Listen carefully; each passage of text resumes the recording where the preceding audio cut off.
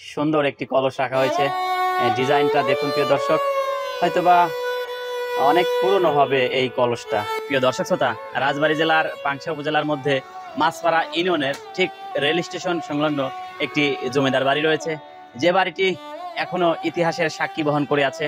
1971 সালে আশ্রয়দাতা হিসেবে সুপরিচিত। হ্যাঁ প্রিয় দর্শক, আমি বলছি নাসিম মণ্ডলের বাড়ির কথা। ইতিহাস, ঐতিহ্য আর সংস্কৃতি বহন করে সগৌরবে দাঁড়িয়ে আছে এই মাছপাড়ার বুকে। চলুন এই বাড়ির ইতিহাস, গল্প, কাহিনী, ভিতরে কি রয়েছে খুঁটিনাটি দেখে নেব এই ভিডিওতে। আশা নয় বিশ্বাস রাখি আপনাদের ভালো লাগবে।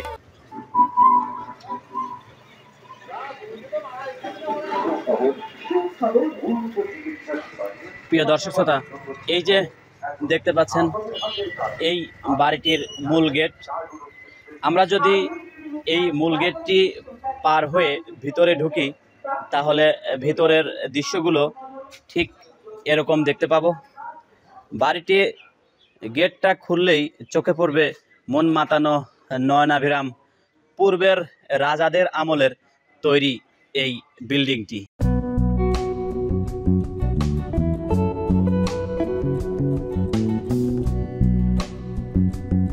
পূর্বের আমলে নির্মিত সুদর্শন এই বাড়িটির ডিজাইন, যে ডিজাইনটা কিনা এখন 2025 সালে এসেও কোনো মিস্ত্রি তৈরি করতে পারে বলে আমার মনে হয় না। এরকম ঘর, এরকম বাড়ি, এরকম সাজানো গুছানো নকশা চোখে আর পড়ে না। দিন যত যায় ততই হারিয়ে যেতে বসেছে মন মাতানো, চোখ ধাঁধানো এরকম বিল্ডিংগুলো। প্রিয় দর্শক, আমরা শুধু এই বিল্ডিংয়ের সামনের অংশই দেখব না, দেখব পিছনের অংশ, শান বাঁধানো ঘাট, বাড়ির চারপাশে কি রয়েছে, আর যদি সম্ভব হয় এই বাড়িটির ভিতর, সেই সাথে উপরের যে ছাদ সেটা দেখতে কেমন এক নজরে দেখে আসবো আমরা। প্রিয় দর্শক, আমরা সামনের অংশ উপভোগ করলাম। গ্রাম বাংলার সেই দোচালা ঘর দেখুন কত সুন্দর করে সাজিয়ে রাখা হয়েছে এই বিল্ডিংয়ের দুপাশে। এটার মধ্যে এখন খড়ি অথবা দৈনন্দিন কাজে ব্যবহারের যে জিনিসপত্র রয়েছে, আসবাবপত্র, সেগুলো রেখে দেওয়া হয়েছে। তারপরে এই যে লক্ষ্য রাখুন, রাস্তার পাশেই এভাবে দেওয়াল দিয়ে বাড়িটাকে সেভ করে রাখা হয়েছে। আমরা যে গেটটা পার হয়ে বাড়িতে ঢুকলাম, সেই গেটটি ভিতর থেকে দেখতে ঠিক এরকম। আমি যদি আপনাদের এই দরজাটা একটু দেখাই, রাজবাড়ির পাচুরিয়া যে কুঠি বাড়ি রয়েছে, ঝিনাইদহতে রামবাবুর জমিদার বাড়ি রয়েছে, ওই জমিদার বাড়ির যে দরজা দেখেছি আর এই দরজা দেখছি, দুইটা একই রকম জমিদারি একটা ভাব রয়েছে আমাদের এই রাজবাড়ী জেলার পাংশা উপজেলার মাছপাড়া ইউনিয়নে মাছপাড়া বাজার সংলগ্ন যে নাসিম মণ্ডলের বাড়ি রয়েছে সেটা। আপনাদের বোঝার সুবিধার্থে আমি একটু বর্ণনা করি। এই যে দেখতে পাচ্ছেন কাঠের তৈরি একটি দরজা, এই দরজাটা এতটা প্রশস্ত যেটা এখন সচরাচর চোখে পড়ে না।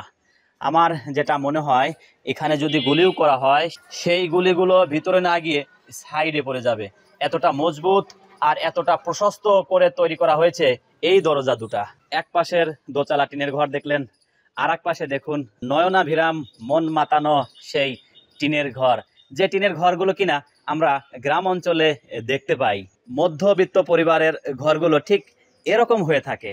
প্রিয় দর্শক, এই বাড়িটি শুধু জমিদারি বাড়ি নয়, এই বাড়িটি মুক্তিযুদ্ধের সাক্ষী বহন করে।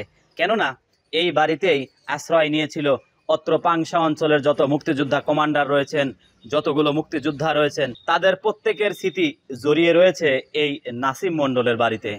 প্রিয় দর্শক, আমরা বাড়ির সামনের অংশ, সেই সাথে দুই পাশের দোচালা টিনের ঘর, সামনে সুপ্রশস্ত একটি দরজা, মেন গেট যেটাকে বলে, সেটা দেখলাম। এখন আমরা দেখতে চলেছি এই যে বিল্ডিং, এই বিল্ডিংয়ের পিছনের অংশটুকু। তো চলুন আমরা দেখে আসি এই বিল্ডিংয়ের পিছনের অংশ দেখতে কেমন।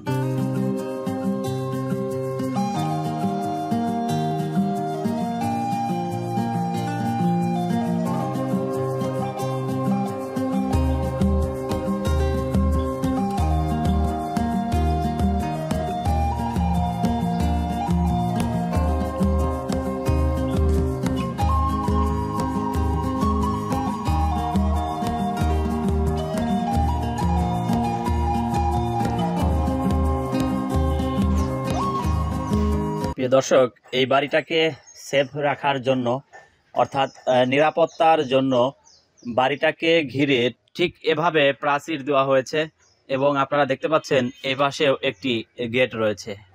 আমরা দেখতে পাচ্ছি বাড়ির এক পাশের অংশ, এই যে দেখুন রাখা হয়েছে একটি মাটির তৈরি কলস। হ্যাঁ, খুবই সুন্দর একটি কলস রাখা হয়েছে। ডিজাইনটা দেখুন প্রিয় দর্শক, হয়তোবা অনেক পুরনো হবে এই কলসটা। তার পাশে আমি দেখতে পাচ্ছি গ্রাম বাংলার নারিকেলের মালই বলে একে। এর ভিতরে নারিকেল থাকে এবং নারিকেল তোলার পরে যে অংশটা থাকে ঠিক এরকম দেখতে। তো আমি যদি এক নজরে এই বাড়িটির এই এক পাশ আপনাদের দেখাই তাহলে ঠিক দেখতে এরকম দেখা যাবে। এই যে দেখুন,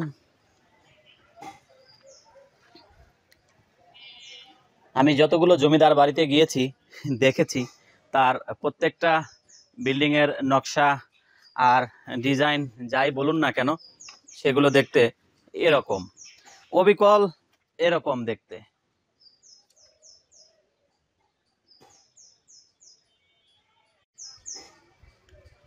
এই বিল্ডিংয়ের ঠিক শেষের অংশ অর্থাৎ পিছনের দৃশ্যগুলো আমরা এখন দেখতে পাচ্ছি, যে দৃশ্যগুলো বিল্ডিংয়ের চারিপাশ জুড়ে দেওয়া হয়েছে। আর ওই যে ছাদের উপরে আমরা দেখতে পাচ্ছি এই অংশটুকু একই রকম ডিজাইন, একই রকম নকশা দিয়ে তৈরি করা হয়েছিল এই পুরনো বিল্ডিংটি।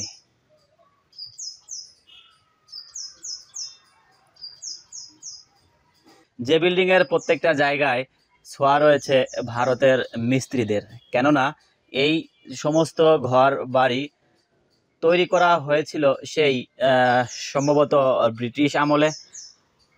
আর সেই ব্রিটিশ আমলেই মিস্ত্রি নিয়ে আসা হয়েছিল কলকাতা থেকে, আর সেই কলকাতার মিস্ত্রিগুলোই এভাবে তৈরি করেছিল জমিদার বাড়ি। বাংলাদেশের যত জমিদার বাড়ি দেখছেন আপনারা, প্রত্যেকটা জমিদার বাড়ি সুদূর কলকাতার মিস্ত্রিকে নিয়ে এসে তৈরি করা হয়েছে, সম্ভবত এটাও তাই। এখন চলছি শান বাঁধানো পুকুরে।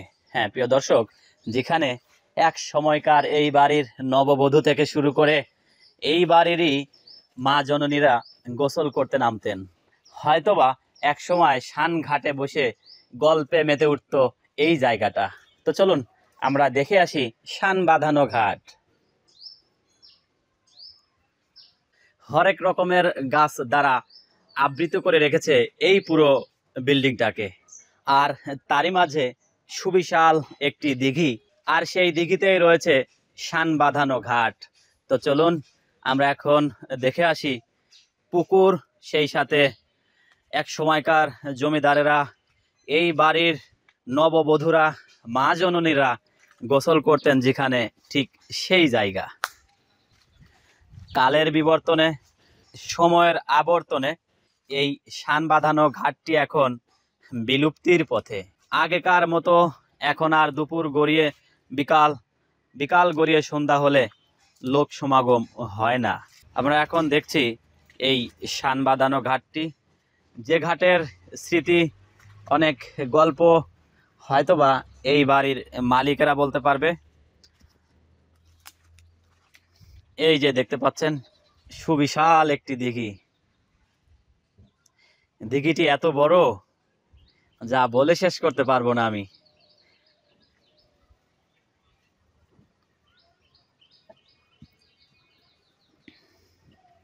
এই যে দেখুন, এই শান বাঁধানো ঘাট থেকেই চোখে পড়ে এই বাড়ির দৃশ্যগুলো।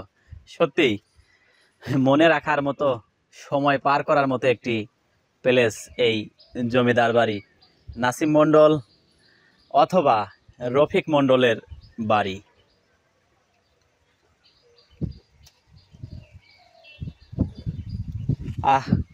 আমার মন প্রাণ জুড়িয়ে যাচ্ছে সুশীতল ছায়া, সেই সাথে শীতল হাওয়া, যে হাওয়া কিনা পুকুরের উপরে জলরাশিকে স্পর্শ করে, আমাদের গায়ে স্পর্শ করে একেবারে সোজা। ওই যে দেখতে পাচ্ছেন জানালা, ওই জানালা ভেদ করে চলে যায় বেডের উপরে। সত্যি এক অন্যরকম প্রশান্তি এনে দেয় এই জায়গাটি। হয়তোবা এই বাড়ির কোনো আনাচে কানাচে স্মৃতি হিসেবে পড়ে রয়েছে কোনো মুক্তিযোদ্ধার, কোনো মা জননীর পায়ের চিহ্ন। প্রিয় দর্শক শ্রোতা, নাহিদ আমার নাম, দেশ বিদেশে ঘুরে বেড়ানোই আমার কাম। নিজে দেখি, আপনাদেরও দেখাই। কেমন হলো আজকের এই ভিডিওটি? প্রিয় দর্শক, অন্য কোনো দিন সময় হলে কিংবা অনুমতিটা যদি মেলে তাহলে আমি আপনাদের দেখাতে পারবো এই বাড়ির ভিতরের দৃশ্যগুলো, সেই সাথে দেখাতে পারবো বাড়ির ছাদের অংশগুলো। প্রিয় দর্শক, আজকে আর নয়, এতটুকুই। কেমন হলো আজকের এই ভিডিওটি অবশ্যই কমেন্ট বক্সে জানিয়ে দিবেন। আর আপনারা যদি এই বাড়িটি দেখতে চান কিংবা ঘুরে বেড়াতে চান, ফ্যামিলি সহ চলে আসতে পারেন এই রাজবাড়ী জেলার পাংশা উপজেলার মাছপাড়া বাজার সংলগ্ন নাসিম মণ্ডলের বাড়ি। প্রিয় দর্শক, সবাই ভালো থাকুন, সুস্থ থাকুন। দেখা হবে পরবর্তী নতুন কোনো ভিডিওতে। খোদা হাফেজ।